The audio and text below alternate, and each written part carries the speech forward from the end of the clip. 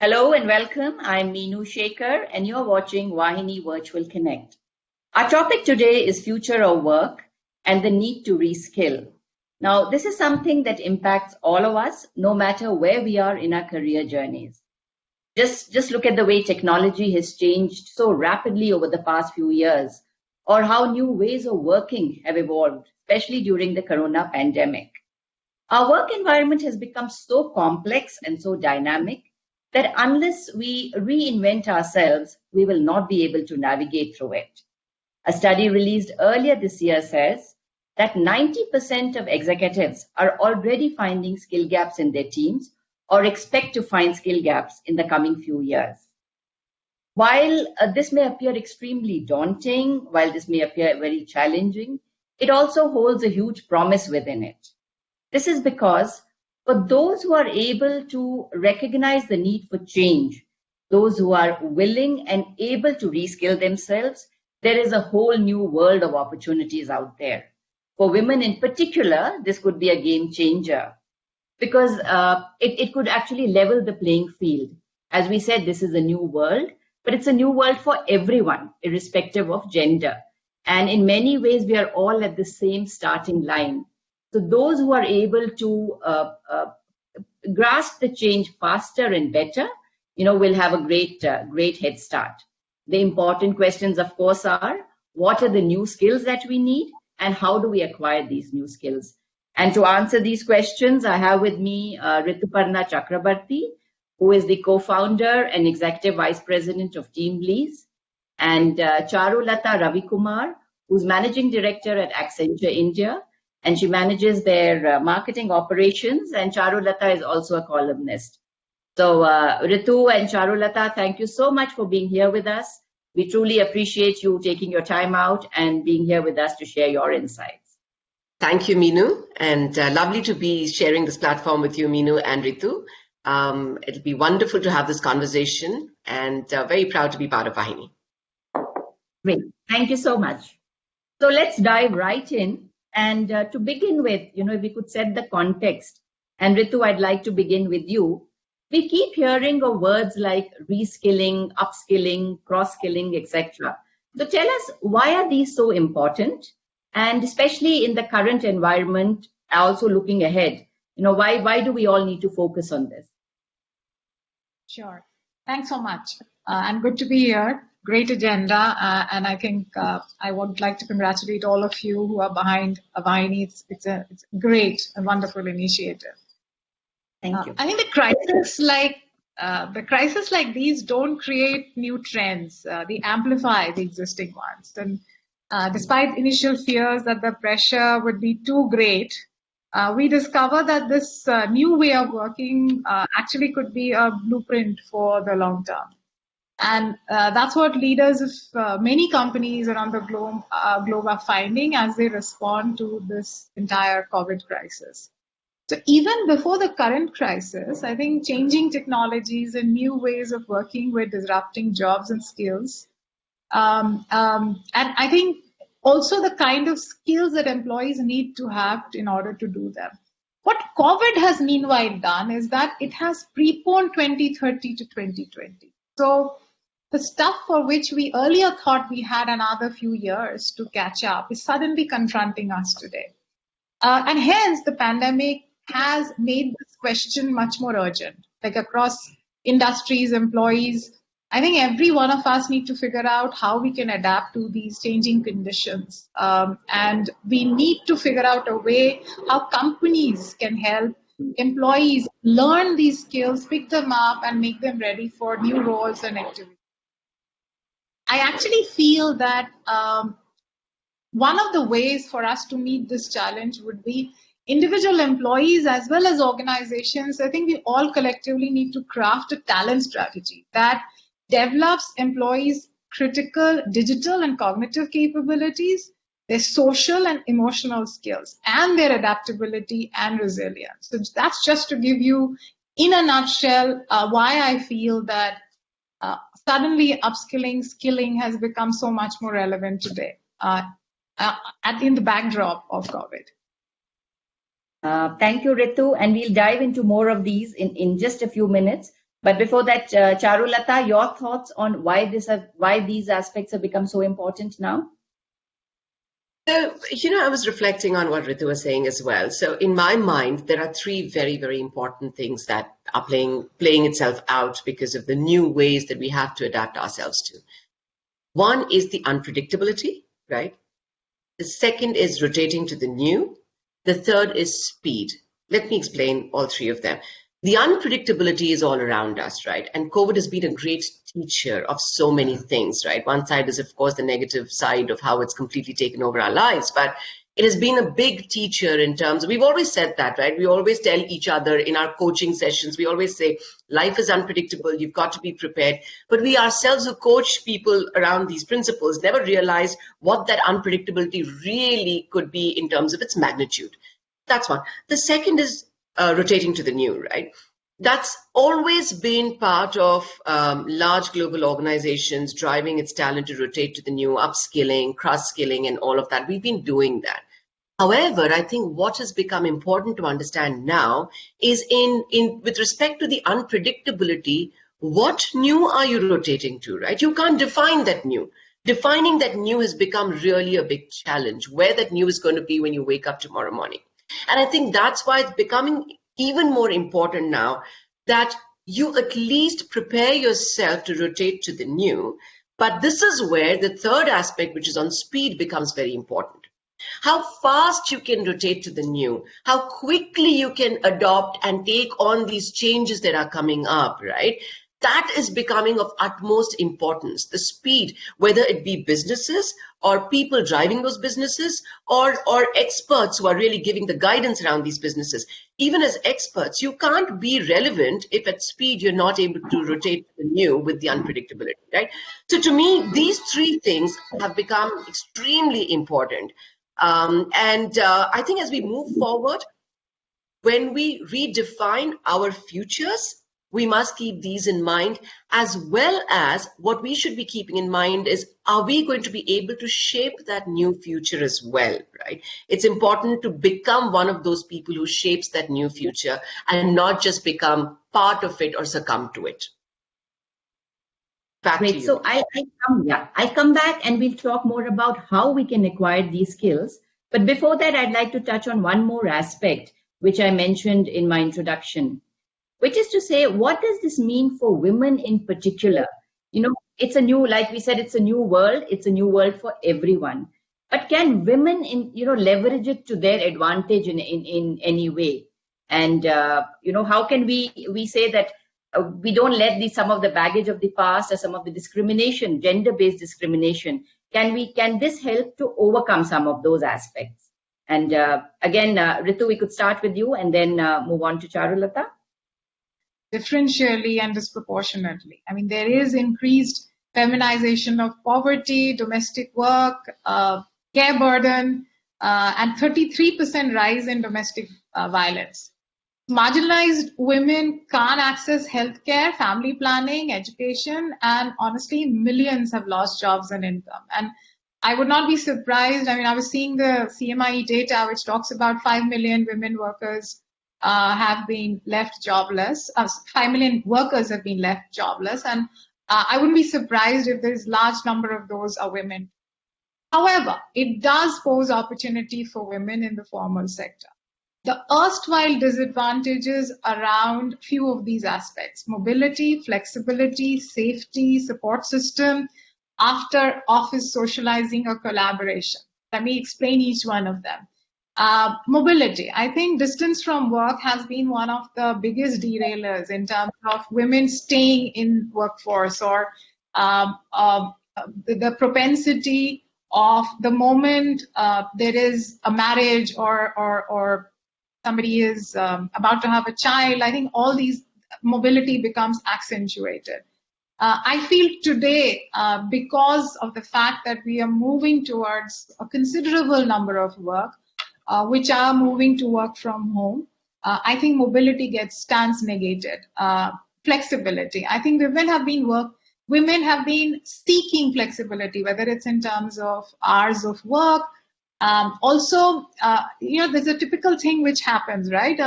when the husband moves from one location to another location, typically the women have to resign or they drop out of the workforce. So suddenly they have that challenge, that flexibility issues also being addressed. Balancing work and children, I think that's been one of the biggest debate, that how much time am I giving to my children, how much time I'm staying out working, and hence what are the choices that eventually get made, which is against women in workforce. Safety issues, I think we have heard about workplace harassments, abuses, and such. I think the conversation on this can go on in itself. Support systems.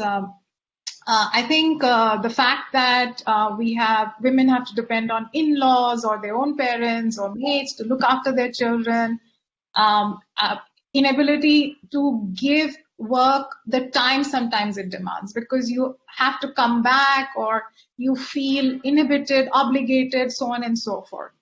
After work socializing, socializing, I'm not trying to sound frivolous about it, but it's more about spending time outside of work along with your colleagues and so on and so forth. I feel sometimes, I'm not all women, a lot of women have found themselves at a disadvantage on many of these aspects. But today, with this new way of work, I feel that most of these points stands negated. And even if we crawl back towards normalcy economically, I feel that there is a permanent shift that is likely to happen in the world of work.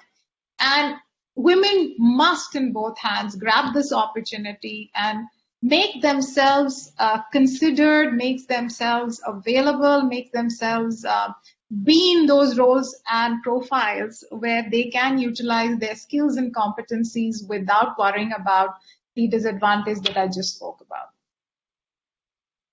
Thank you, Ritu. Charulata, coming to you, tell us how you think women can use this environment to their advantage, and use some of their intrinsic strengths to help them move forward. Like I said, we are all at the same starting line today, and therefore, how do women use this as an advantage? So, firstly, I don't think we're all at the same starting line, right? And I'll tell you why I'm saying that. In my conversations with a lot of women across, not just the people I engage with at work, but even outside of that. And I've been doing a dipstick on understanding how has this really changed their world forever, right? And at the moment, what are the things they have to cope with, and how do they have to move on with new realities around them, right? And I see multiple realities out there. There are younger couples who are completely sharing the responsibility. So I think what's happening is they're beginning to see and cope with work-life balance much better.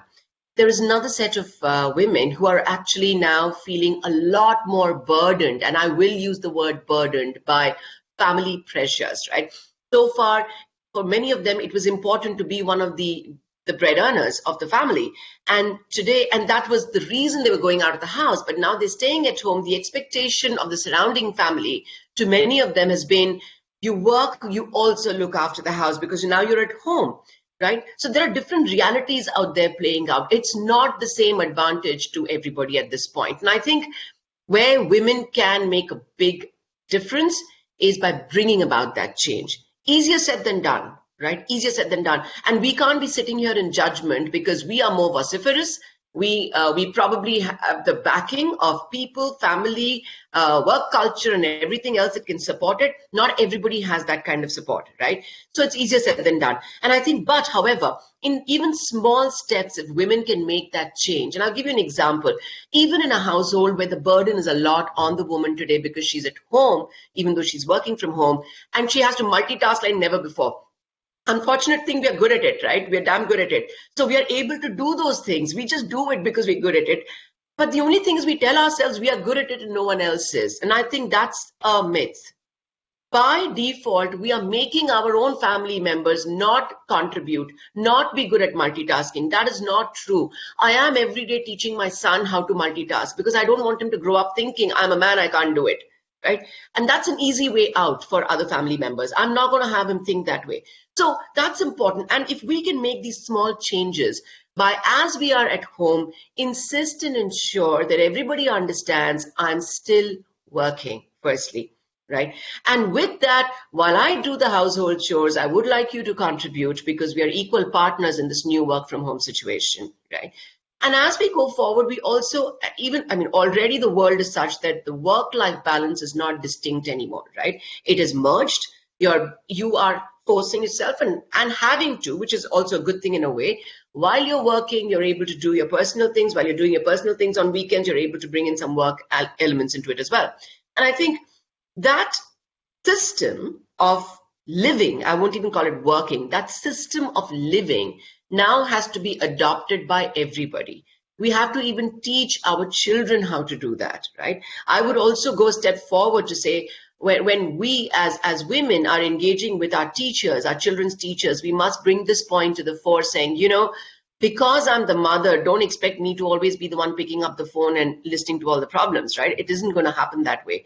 There is a father and he would have to take equal responsibility for that. And by the same order, the schools also must be encouraged by us to teach our children that, right? And we must impart this knowledge to our colleagues as well. I think part of cultural evolution and orientation into our working ecosystem is that we must bring this in as part of our learning and development on how can we collaborate with our families and with our colleagues a lot better in this new world that we're going to live in, right? And the other element I do want to talk about is what we are seeing all around is productivity has gone up, right, with work from home across, irrespective of gender or any orientation. And we are seeing that people are able to do and perform much better. And we are able to also see it is in many cases because time is in their hands, one. Secondly, the responsibility is a lot more on them now that there's no direct supervision of somebody really breathing down your neck to see how you're doing. And they're taking that responsibility very seriously on their own. The onus is on themselves. And the third is also the flexibility of being able to do the work as and how you want in many cases, right? I remember a lot of women actually wanting to do flexi hours, and we were not always able to accommodate that. To a great extent we do, but it's not always going to be possible. The nature of the work is such, right? But now organizations are also revisiting, saying there can never be a nature of work in future where you cannot do it from home anymore. Because if we are too dependent on that, we will not succeed as an organization. COVID can hit us again. Something else can hit us again, where we'll be forced to work from home. So we are having to actually revisit and redesign our entire organization around this work from home policy and, how do we bring in the best of our skills and talent to contribute to this new way of working. And I think women are going to play an extremely important part in this, right? Because one, they have always been multitasking and know how to work from home pretty well because a lot of them have been doing it. And those who've been doing it can share that knowledge with the others. I think that's where I think we can really play a very big role. Great points, both of you. I'd just like to get to another aspect of this, and that is when I said we are all at the same starting point in some ways, irrespective of gender. What I was also talking about was new skills which are required at the work front, not at the workplace because we are working from anywhere now, but because the nature of the work itself has changed, technologies have changed. So what are the new skills that we really need today by way of, and you can list some of those, the new skills that we need, and how do we acquire those skills? I'm sure our viewers would find that extremely helpful. Charu, perhaps we could start with you. Yeah, a great point you raised, because and that's where I think learning and development for us also is taking a new approach altogether. There are a couple of areas I think new skills need to be developed, right? So far for a lot of people, the public face was not important, right? We did not have to come in front of a camera and talk. We could really do this sitting at our desks and even on audio. It was good enough to use your Teams calls and switch the video off. But more and more, we're encouraging people to really come on videos because otherwise you get disconnected from the world, right? And that means you have to do two things. One, you have to build, three actually, I would say.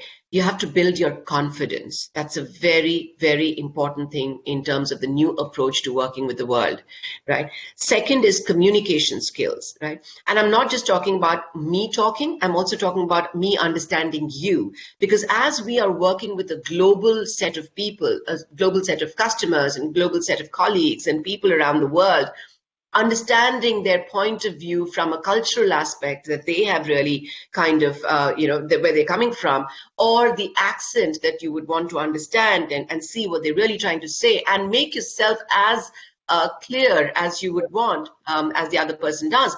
That kind of communication and clarity of thinking and clarity of speech becomes really important to imbibe. It's not always going to be written emails alone anymore, right? And the third, I would say, would be how do I really learn how to collaborate in this new world, right? From wherever I am, I won't have the luxury of meeting people, traveling to the various offices that I needed to, right? And most of our businesses are now, and this is very specific to us as well at Accenture and organizations like ours, we have to travel to a lot of places. Now that comes to a standstill. Is there a better way to do it, where travel is not going to happen? Is there a better way to do it where emails are not what you're going to rely on, right? So these are, I think, very important. And lastly, I would say personality development overall, along with, confidence being one of them. But overall, developing your personality, your knowledge, your bearings, how you gather yourself around these discussions that you're going to have with multiple people, understanding also how to use these technologies. I'll give you an example again of, a lot of people actually are using some of these technologies for the first time. And let's not even think the whole world is like, digitally savvy Accenture and other organizations like us, right? There are many professions, many service professions, which are so noble, right? They're not always, doctors, for example, they are on WhatsApp and social media and some amount of technology for sure. But to expect them to completely know how to use the technology is a very unfair ask, right? But that's a new learning they'll have to go with, right? And understand, how do you use technology to your advantage? How do you collaborate better with these technologies is going to be a very important skill to learn. Ritu, any suggestions to our viewers on how you can acquire these skills?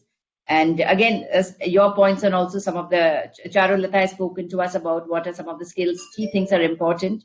Would love to hear your views on those. And also, how can we acquire those skills? Sure. So I think first I'll start with some of the relevant skills that probably would help them to acquire. And then I'll try and within the course of that itself, I'll cover in terms of how they can go about picking those skills. So for sure, I'm throwing paint in the wall here. So I feel some of these skills can help any professional and not really in any specific industry or role. I think number one, which I think to some extent Charulata has already covered, is digital literacy. I think it's given. Some of us who are used to operating with our laptops, tablets, we might find that what's so new about it, but the fact is that large part of this world before COVID was digitally illiterate. I mean, even something as simple, or rather being made simple as banking, most people could not do it through their mobile phones. But I think now it's understood that digital literacy is going to be one of the basic operating systems on which you have to build your professional career. The second is learnability. I think given that we just spoke about skills and the need to upskill, and I think COVID has exposed the reality of how dynamic the world is today. And hence, what you did yesterday, what degrees you acquired, honestly, is no more relevant. The world, or rather the education system, which has promised us, or in sometimes even our parents who have said that boards clear kar lo, achhe marks liya, life is set, you get yourself a medical degree, your life is set, you become an engineer, you don't have to worry about it. I think it's pretty much clear that all that is is not the case anymore, and we have to every day upgrade ourselves. And I think learnability and being curious to absorb and learn is going to be an important skill. And on this aspect, I've spent in terms of how one can go about doing it. Interestingly, a very minimal percentage of professionals actually read outside the scope of their work. So I'm somebody who's a big believer that we have to every day read, whether it's newspapers, magazines, books. We have to make it part of our daily rhythm. I know initially it might be difficult, but we can start with 10 minutes, half an hour, so on and so forth. Massive online open courses. I think we are living in a time, and an enviable time, to be honest, where every possible Ivy League colleges have their course contents available online. You don't really have to be in Harvard or be in Wharton to pick up some of these. So content is democratized completely. And we live again in a time where technology has thrown open multiple channels through which we can learn. So MOOCs is something, please, I mean, Udemy, you have Coursera. I mean, I think there are about 10 very prominent MOOCs platforms. One should use them. I think networking per se, I have noticed that most professionals get down to networking only when they need a job. I think networking is a way of life, is a great way to learn and absorb what's happening across your domain, other domains. Another thing which COVID has done is thrown us open to all kinds of webinars. I know sometimes it feels like an overdose, but honestly, it's the easiest way to learn now. It's the cheapest way to learn. And yet you're able to interact with all kinds of people. YouTube. I mean, I don't know. I mean, it is, again, a very nice platform, to be honest, to whether you want to learn how to solve Rubik's Cube or learn a recipe or even understand about Industrial Revolution 4.0, YouTube is a great source. The third skill is going to be agility and our ability to handle ambiguity. It's key right now. You can't forecast the future today, or it's becoming increasingly difficult. Hence, can you at least be agile? I think everybody needs to possess basic coding skills. It is not something which needs you to be an engineer. It doesn't need you to be an expert in technical skills. Coding has been made very easy. And I think it is something that one should pick up. Doesn't matter which role or profile you are in. Fungibility. I think Charulata just mentioned about the fact that quite a few roles might become work from home, but it is also a reality, especially in India. Almost 88% of our workforce works outbound, in outbound roles. Now, if suddenly COVID-like situation again happen, do I have certain skill sets which can enable me to switch roles from an outbound job to an inbound? I mean, and that's just an example. I can give you many other ways by which you can make yourself fungible. And flexibility. I think the fact that you can't anymore say this is the kind of job, this is the kind of wages, this is the time. You have to become flexible. This is in terms of some insights I have, which any professional can use. But I have been studying also side by side what are the skills that are most valuable for leaders. And I've spoken with some leaders, went through assessments done by the World Economic Forum, even HBR. And I have come to the conclusion that there are 4 things which is becoming very critical for leaders. One is future literacy. I mean, while we have made huge improvement around literacy, read, write, worldwide, however, we are living in an era where the world is changing faster than ever, and any change has significant global consequences because we're increasingly connected to each other and dependent on each other. So I think this is that skill that allows us to better imagine and make sense of the future. Systems thinking. I think almost all the challenges presented by the effects of COVID relates to system. Essentially, a system consists of 3 things: a scope, function, parts, and relationships. In a system, the effect of interventions may appear distant in space and time. And systems thinking, hence, essentially is talking about a certain mindset where you're thinking, communicating, and learning about systems to make full patterns clearer. I think what has happened because of COVID is that we have realized that we've been taken by surprise like ever before. And hence, this ability will really hold good. Even the skill of anticipation, and finally, the skill of strategic foresight. I think all of it is essentially for us to get better prepared to handle future, which at this point of time seems unknowable and unmodelable. So that in a nutshell, what I could share with you about some of the skills that might be relevant today. Minu, I love what you said. I just wanted to add something to what she was saying. Another point that came to my mind. I think you've covered it so well, Ritu. As I was reflecting on all of these aspects, which is going to help us to become better at working from home and working with a global network, networking around, etc. I think another very important point we should not miss out is how do we cope with stress? Right? It's a very different kind of stress that is coming our way and that is hitting us. And most of us are not prepared for it. Right? For us, it was very comfortable to either get away. I mean, whether you were working or not, you get away to a mall or get away to a library or get away to your workspace, right? Outside of the house, because there are stresses at home. So you have stress at work, you come back to a home. It was an option you always had. Today, that has become a really difficult thing that people are dealing with, right?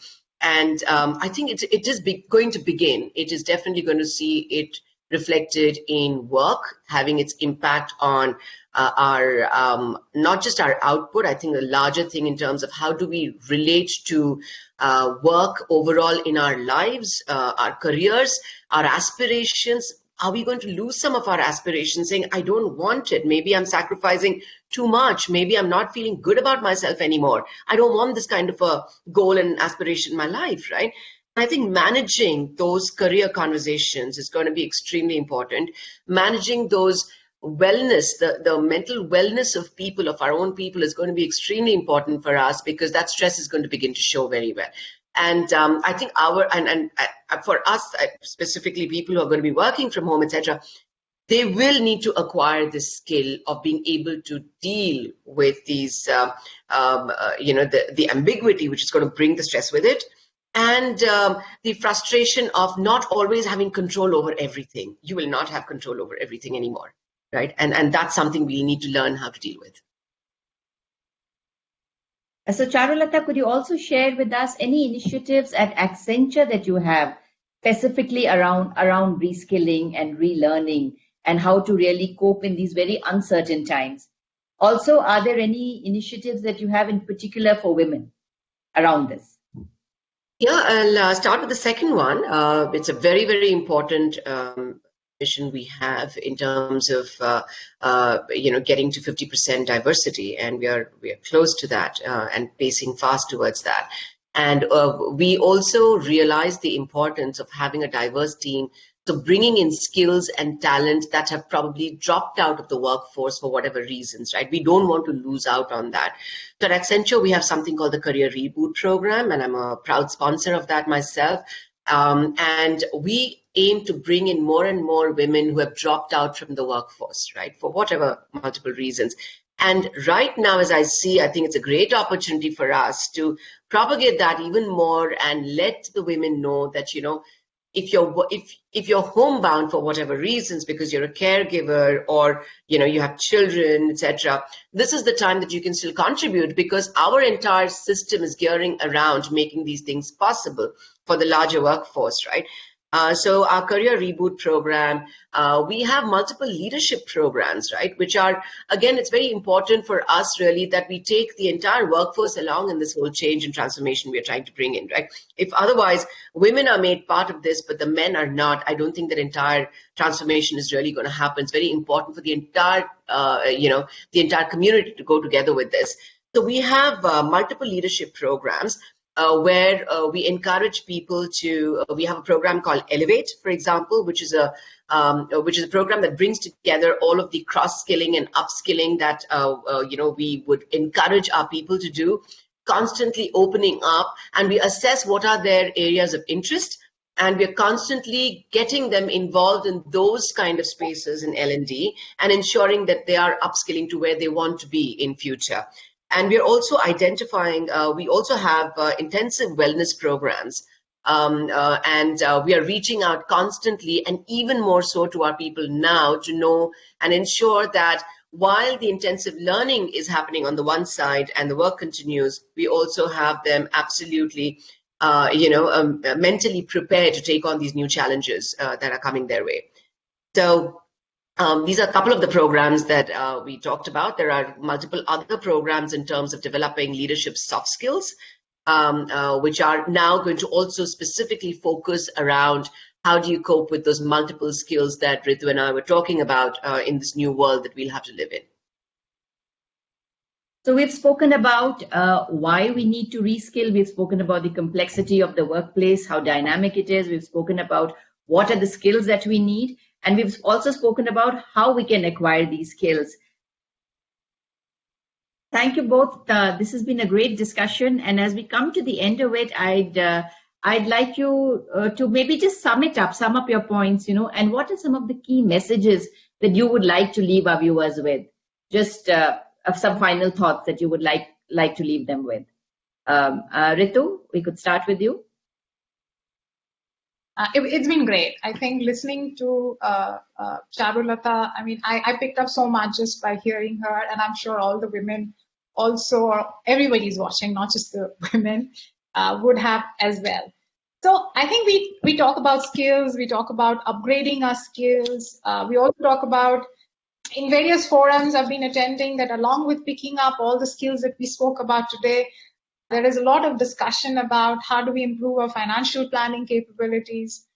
We talk about making systematic investment plans, etc., to secure our future so that when such exigencies happen, we are better prepared. Interesting, somebody recently told me something which I thought was so profound. In my discussions, we are always talking about growth, how much percentage growth, how much CAGR improved or reduced, and so on and so forth. Suddenly this person says, today surviving is the new growth. And I did pause to think about what it meant. And given how sorely the pandemic has exposed our underlying conditions and morbidities, I would like to leave you with a request that please first focus on your systematic investment plan on your wellness. Wellness of your mind, body, and soul. If you are focusing on investing in yourself, and this investment is not when there is a cardiac arrest, this is an investment I'm urging all of you to make proactively in terms of how fit you are by mind, by body, and soul. And I personally feel that if you do these investments and if you do not cheat on this investment, you will be able to tackle any uncertainty, anything which is unforeseen into the future. So that's my last parting message. So Charulata, any final thoughts that you would like to leave our viewers with? Any key messages that you would like them to hold on to? I would say there are two ways to look at this phase that we are going through, right? With apprehension and fear, and with excitement and looking forward to a big change that's coming our way. To me, the second is how I would want to see it. And I would encourage people to see this as a phase that is going to help us reevaluate everything, right? Reassess everything, reevaluate everything. And this is the moment for us to sit back and think about those changes that we needed to make and we never put our minds to it, right? About the way we work, the way we live, the way we inspire, the way we aspire, all of that, right? I think this is going to be very exciting times coming our way. And I'm sure the problems around COVID will at some point go. It shall come to pass, as the poem goes. And I think we should look at this phase as a planning phase for us, right? Plan our futures very quickly. And like I said, speed is of utmost importance. The more quickly we can adapt to these new times, the better it is. And the victory will be shining on us. So Ritu and Charulata, it's been wonderful having you both here. I think some great conversations, great discussion, great points that both of you have shared. Thank you so much for being here with us today. And thank you, viewers. We hope you found this discussion useful and insightful. And we look forward to having you with us here again very soon. Thank you so much.